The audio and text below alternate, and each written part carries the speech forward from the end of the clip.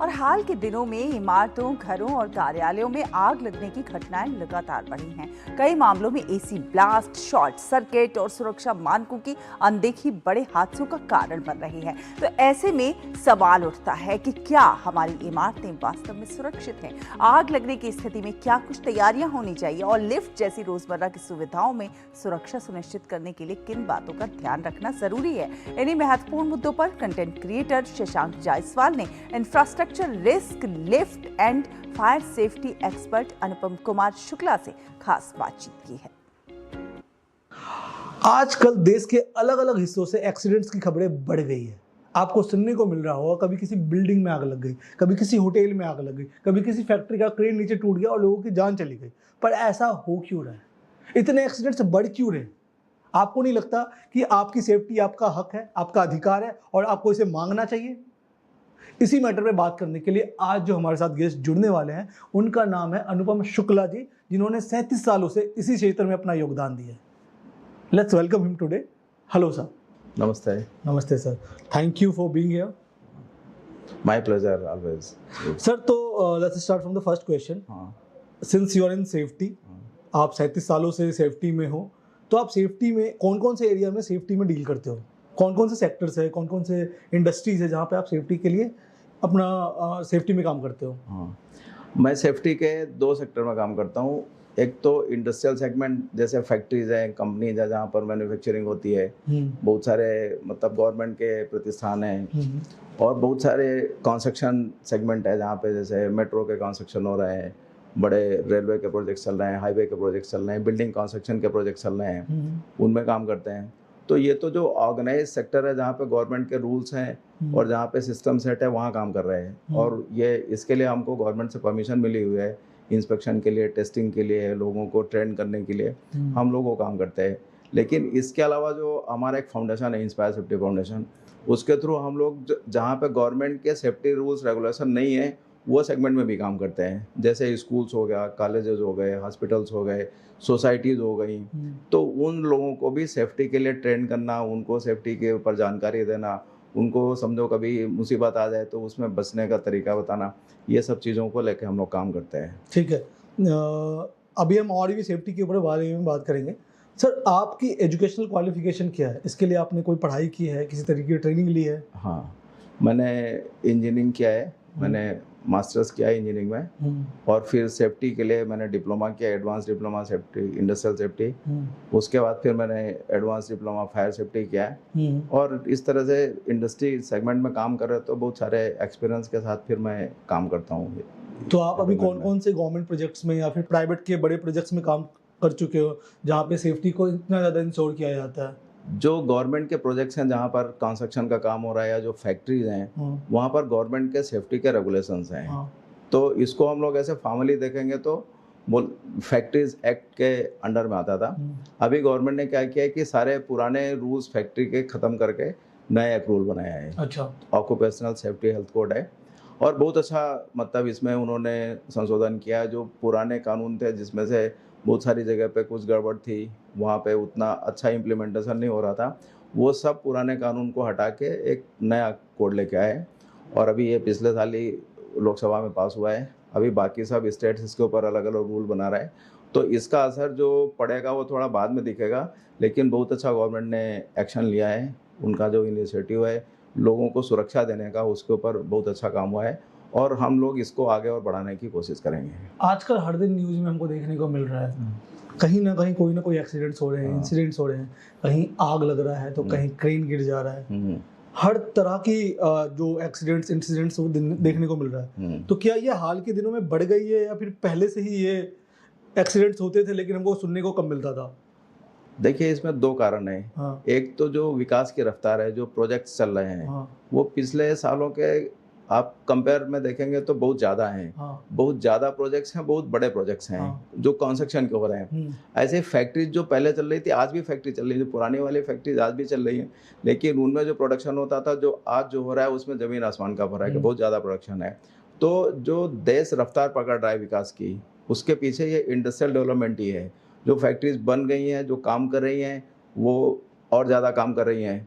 जो फैक्ट्रीज बन रही हैं वो जल्दी बन रही हैं कि उनके अंदर कंस्ट्रक्शन खत्म हो जाए तो प्रोडक्शन शुरू करें। उसके अलावा रेलवेज बन रहे हैं, आप हाईवेज देख रहे हो बन रहे हैं, मेट्रो बन रहे हैं, बड़ी बड़ी बिल्डिंगें बन रही हैं। तो जो ये डेवलपमेंट की स्पीड है ना वो बहुत ज़्यादा है।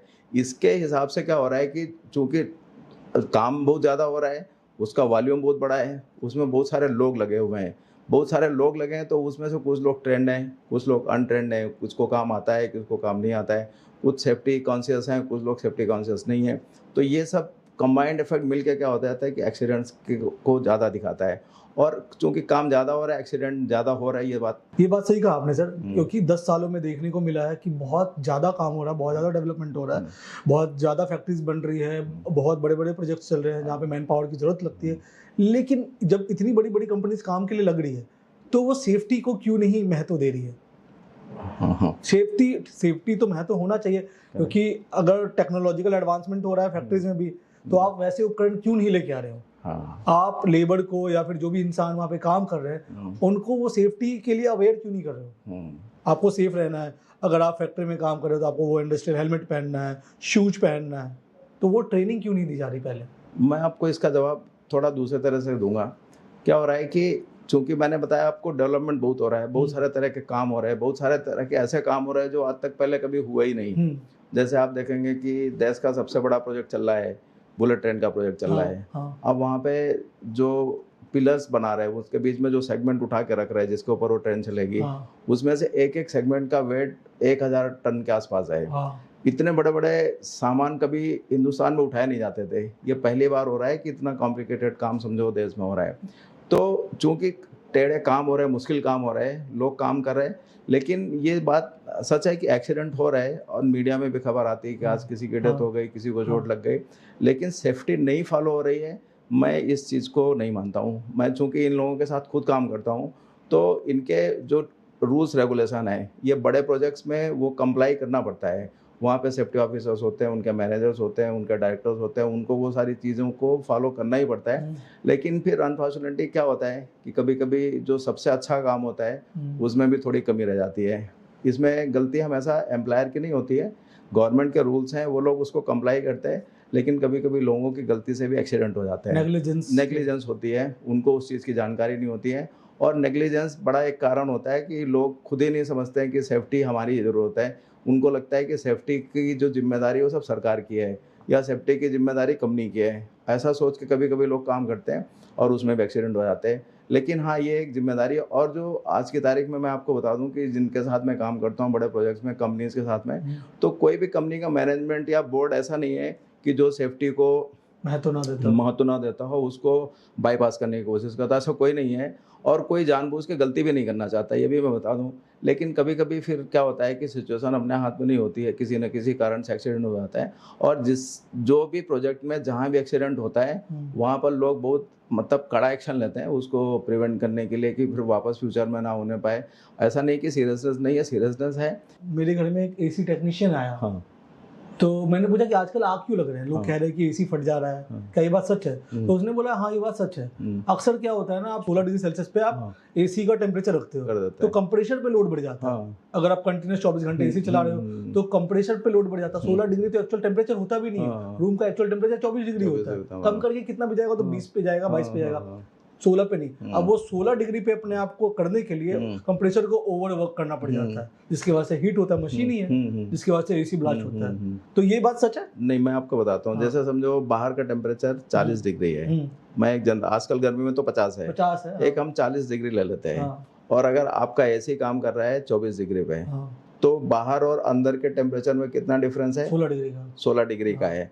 अगर आपने यही टेम्परेचर डिफरेंस ये 24 के बजाय 16 कर दिया, तो अब डिफरेंस कितना हो गया? ये हो गया 8 डिग्री और 24 डिग्री का डिफरेंस, 24 डिग्री। अब जो अंदर होना चाहिए उतना टेम्परेचर आपने बाहर कंप्रेसर पे लगा दिया, तो जो कंप्रेसर हमारा समझो काम कर रहा था वो डबल काम करना पड़ेगा, उसको डबल काम करना पड़ेगा। तो उसको डबल काम करना पड़ेगा। तो अब जैसे समझो हमारी लोड उठाने की कैपेसिटी है 30 किलो, आपने हमको 60 किलो डाल दिया, तो क्या होगा? तो मैं उतना एफिशिएंटली अभी मैं 30 किलो उठा के 50 किलोमीटर चल सकता हूँ, तो 60 किलो उठा के 50 किलोमीटर थोड़ी चल सकता हूँ। तो ऐसे अगर वो टेम्परेचर समझो ऐसी है, वो 10 डिग्री के टेम्परेचर डिफरेंस पे 20 घंटा अच्छा काम कर सकता है। तो 30 डिग्री के टेम्परेचर डिफरेंस पे 20 घंटा काम नहीं करेगा। मशीन को हम छुट्टी नहीं देते, चूंकि गर्मी का मौसम होता है तो सुबह से 6 बजे ऐसे ही ऑन किया और रात भर दिन भर चला रहे।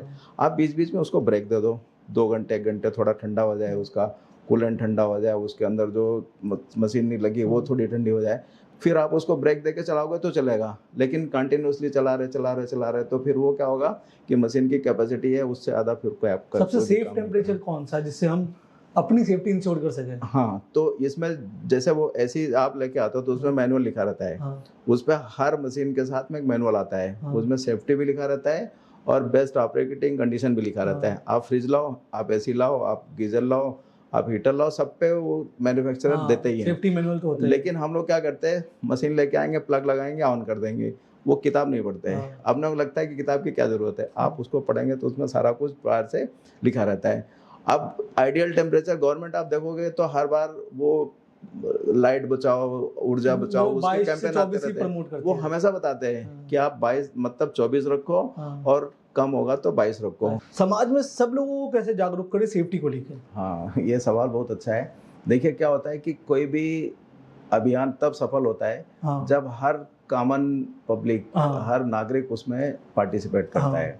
अभी तक सेफ्टी को लेकर लोगों के अंदर वो एक मतलब पहल नहीं आई है, लेकिन अब धीरे धीरे वो पहल आना शुरू हो रही है और लोग जो है समझ रहे हैं कि सेफ्टी होना बहुत ज़रूरी है। तो आपके प्लेटफॉर्म के माध्यम से ऐसे बहुत सारे मीडिया के लोग हैं जो लोगों के अंदर ये चीज़ को लाने की कोशिश कर रहे हैं, उसका एक सकारात्मक प्रभाव मिलेगा। अभी फ़िलहाल हम लोग इसकी शुरुआत ही कर रहे हैं। तो जैसे हम लोग हैं, हमारे फाउंडेशन के थ्रू हम बहुत सारे लोगों को अलग अलग तरीके से समझाते हैं। कभी कभी ट्रेनिंग लेते हैं, कभी वर्कशॉप्स लेते हैं, कभी उनके मॉक ड्रिल लेते हैं, कभी कभी वेबिनार्स होते हैं, कभी कभी कुछ एक्टिविटीज़ कराते हैं। लेकिन ये सब तो फॉर्मेलिटी वाले काम है जिनके मतलब अलग अलग माध्यम है जिनका हम लोग इस्तेमाल करते हैं। मेरा मतलब भगवान से ये प्रार्थना है और मैं लोगों से ये अनुरोध करता हूँ कि आप सेफ्टी को अपनाइए और एक दिन कभी ऐसा है कि हिंदुस्तान के किसी भी पेपर में, किसी भी न्यूज़ चैनल पे कहीं भी खबर ना छपे कि आज एक्सीडेंट हुआ है। एक दिन ऐसा है, एक दिन भी, और एक दिन से हमें हर एक दिन आ जाए और वो दिन हर दिन आए। बस मैं ये चाहता हूँ।